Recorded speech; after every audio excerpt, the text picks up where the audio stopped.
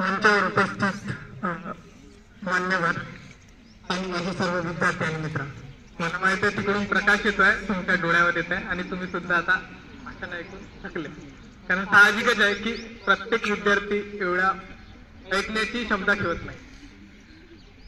मी जास्त काही बोलणार नाही. अनेक मान्यवरांनी इथं भाषण दिलेले आहेत आणि एकदम चांगल्या दर्जाचे भाषण दिले आहे आणि मी एकदम खराब वक्ता आहे, त्याच्यामुळे मी जास्त काही भाषण देऊ शकत नाही. पण जेव्हा आपण एखाद्या गोष्टीच्या निमित्ताने भेटत असतो आणि त्या निमित्ताने बोलत असतो तर त्याचा बॅकग्राऊंड काय, त्याचा इतिहास काय, तो आपण जाणून घेतला पाहिजे. हा जो भारत देश होता, आपण नेहमीच म्हणतो की प्राचीन काळापासून हा भारत देश आहे आणि खूप इतर वेस्टर्न किंवा पाश्चात्य देशाच्या तुलनेत हा एकदम चांगला देश होता. या देशात अनेक लोक आले, या देशात शक आले, हून आले, मुघल आले, अरब आले. ते इथे राहिले, इथं बसले, त्यांनी आपापल्या संस्कृती घेऊन आल्या, आपापल्या संस्कृती आपल्या भारत देशात मिसळवल्या, आपल्या रीतिरिवाज भारत देशातल्या लोकांना दिल्या, भारतातल्या लोकांनी आपले रीतिरिवाज त्यांना दिल्या, आपल्या संस्कृती त्यांना दिल्या आणि त्यानंतर भारताच्या संस्कृतीनं आकार घेतला आणि याच संस्कृतीला म्हणून आपण गंगा यमुना तहजीब म्हणतो. ही भारताची संस्कृती होती. त्याच्यानंतर आपण याच देशात जेव्हा आपण मधल्या काळात नंतर स्वातंत्र्याच्या वेळेस येतो की जेव्हा भारताच्या पहिल्या स्वातंत्र्याचा उठाव झाला, ज्यांनी सावरकरांनी आपल्या पुस्तकात लिहिला आणि त्याच वेळेस एका युरोपियन 1848ला युरोपात राहणारा एक विचारवंत होता कार्ल मार्क्स, याने सुद्धा आपली एक पुस्तक लिहिली आहे, त्याच्यावर शीर्षक सुद्धा 1857चा उठाव होतो. तर या दोन्ही व्यक्तींनी 1857च्या उठावाबद्दल लिहिला. या 1857च्या उठावाची सर्वात महत्वाची गोष्ट काय होती, तर या 1857च्या उठावाची सर्वात महत्वाची गोष्ट होती की यात हिंदू आणि मुसलमान दोन्ही एकत्र मिळून इंग्रजांच्या वसाहतीकरणाविरोधात, साम्राज्यवादाविरोधात लढले होते आणि ही जेव्हा एकजूट इंग्रजांनी बघितली तेव्हा त्यांचे धागे दणाणले आणि त्यांना वाटलं की आतापर्यंत आपण जे 100 वर्षापर्यंत राज्य केलं आहे तो आता आपण पुढे काही जास्त काळ टिकवू शकणार नाही आणि मग त्यांनी हळूहळू आपलं जे प्रशासन व्यवस्था आहे मजबूत करण्यास सुरुवात केली आणि सांप्रदायिक राजकारणाला सुरुवात केली. त्यांनी भारताला हिंदू आणि मुसलमानामध्ये विभाजन केले. त्यांनी 1906ला मुस्लिम लीगची स्थापना केली आणि त्याच मुस्लिम लीगच्या धोरणातून वदवून घेतलं की आम्हाला एक वेगळा पाकिस्तान हवा. त्याच वेळेस जेव्हा साहजिकच आहे, जेव्हा एखादा धर्मांध पक्ष धर्माच्या नावावर राष्ट्राची निर्मिती करण्यासाठी मागणी करतो तर समोरच्या व्यक्ती सुद्धा उठून ते म्हणत असतो, म्हणून दुसरीकडे हिंदू राष्ट्राची मागणी सुद्धा आली. तर या दोन्ही जे विचारसरण्या होत्या त्यांनी या भारताचे विभाजन केले. भारतीय स्वातंत्र्याचा अभ्यास करताना आपल्याला दिसतं की भारतीय स्वातंत्र्याच्या वेळात अनेक प्रभाव होते, पण त्याच्यातले महत्वाचे 3 प्रभाव होते. पहिला जो प्रभाव होता, हा पहिला प्रभाव होता सामाजिक क्रांतिकाऱ्यांचा प्रभाव. सामाजिक क्रांतिकारीमध्ये कोण येतात, तर डॉक्टर बाबासाहेब आंबेडकर येतात, महात्मा फुले येतात, राजश्री शाहू महाराज येतात.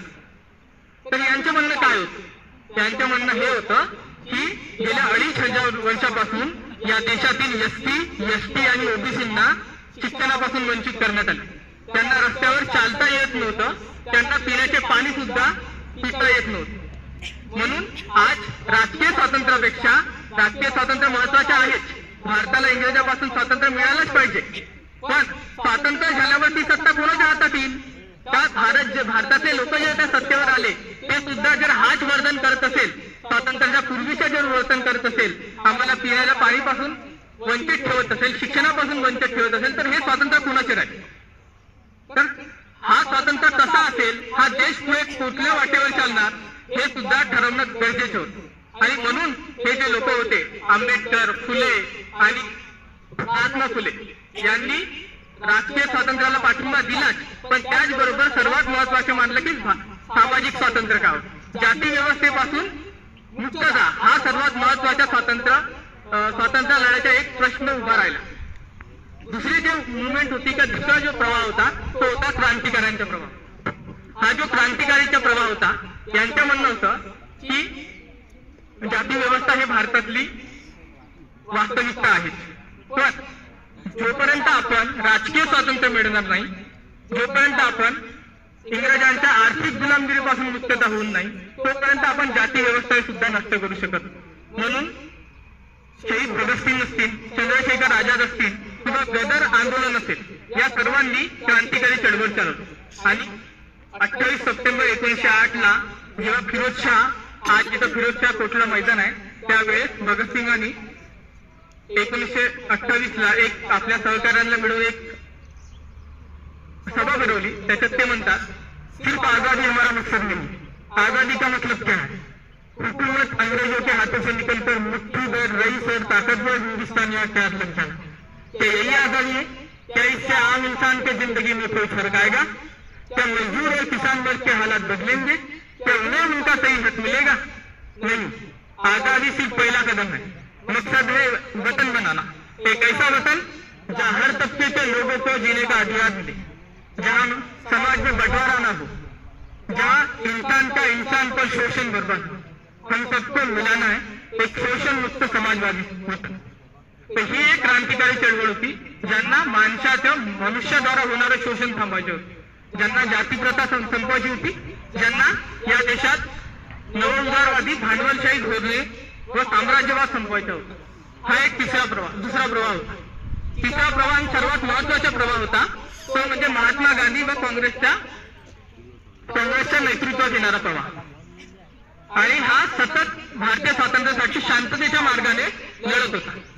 आणि चौथा प्रवाह होता धर्मांतराचा किंवा सांप्रदायिकतेचा प्रवाह, सांप्रदायिक शक्तीचा प्रवाह. यात मुस्लिम लीग आणि हिंदू महासभा होती, यांना धर्माच्या आधारावर राष्ट्र पाहिजे होते.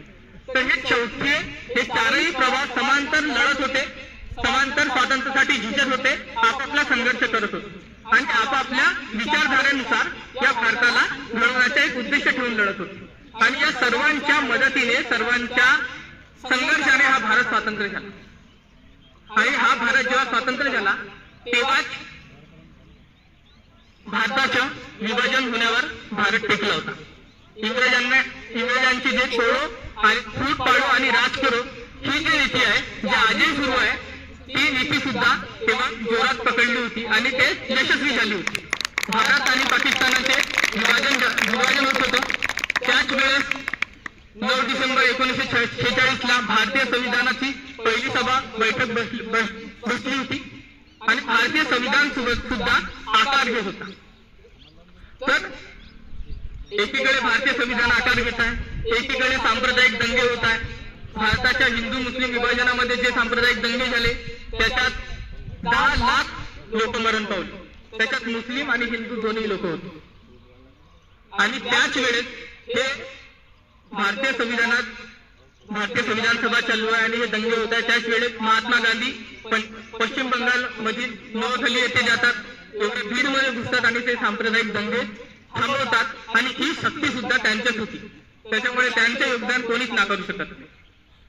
त्याच्यानंतर भारतीय संविधान जेव्हा आकार झाला, भारतीय संविधान अस्तित्वात आला, त्याच्यानंतर आपल्या भारताची जेव्हा आर्थिक व्यवस्था होती प्रचंड हलाखीची होती. आपल्या देशात तेव्हा रोजगार काय होता? फक्त शेतीचा एक रोजगार होता आणि दुसरे म्हणजे सैनिकाचा व्यवसाय होता.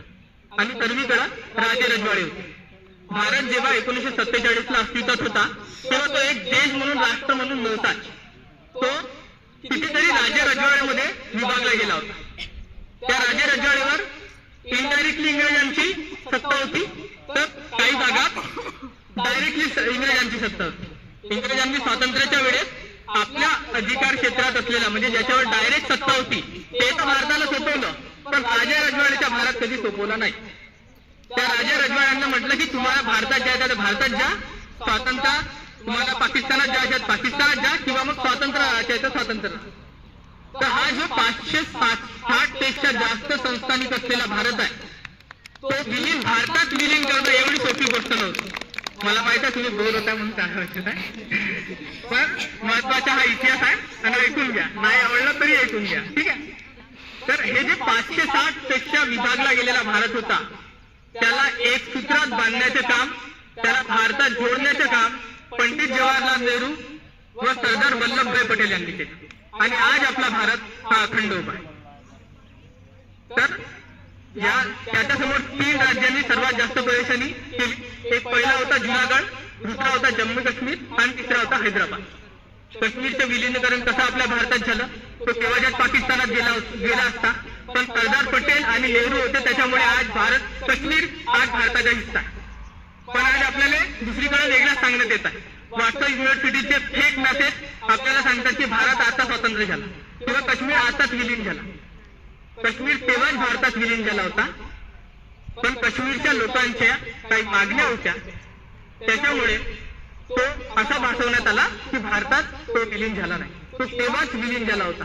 जर तो विलीन झाला नसता भारतात तर आज पाकिस्तानात असता आणि नेहरू आणि सरदार वल्लभभाई पटेल यांच्यामुळे भारतात काश्मीर आला. त्याच्यानंतर भारताची आर्थिक व्यवस्था स्वातंत्र्याच्या वेळेस खूप हलाखीची होती. इथले शेतकरी एकदम डुबले होते, त्यांना खायला अन्न नव्हते. 40 कोटी जनता असलेल्या भारतात खायला अन्न नव्हतं आणि नेहरूंनी त्यावेळेसचे जे अब्जाधीश लोक होते, श्रीमंत लोक होते, त्यांना म्हटलं की भारतात आपल्याला विकास घडवायचा आहे, कमीत कमी भारताची भूक भागवायची आहे, हर आंसू पोचणं आहे, तर त्याच्यासाठी आम्हाला तुमची मदत हवी आहे. पण कुठलाही भांडवलदार समूह आला नाही. त्यांनी संपूर्ण हात वरती केले. कारण भारताच्या बेसिक सुविधामध्ये, इन्फ्रास्ट्रक्चरमध्ये, पायाभूत सुविधामध्ये इन्व्हेस्ट करणं म्हणजे भांडवलदारांना नफा मिळवणं. म्हणून भांडवलदार काही पुढे आले नाही. मग नेहरूंनी एक युक्ती काढली. आता भारताचा विकास करायचा आहे, पायाभूत सुविधा बनवायच्या आहे, तर पैसा लागतो. मग पैसा हा आणायचा कुठं?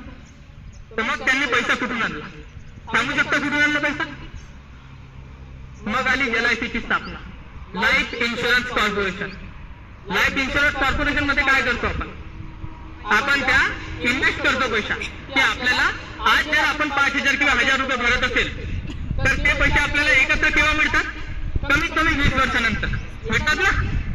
तर नेहरूंनी ही युक्ती काढली की जर आज आपण पैसा इन्व्हेस्ट करत आहोत तर ते आपल्याला 20 वर्षानंतर जनतेला द्यायचा.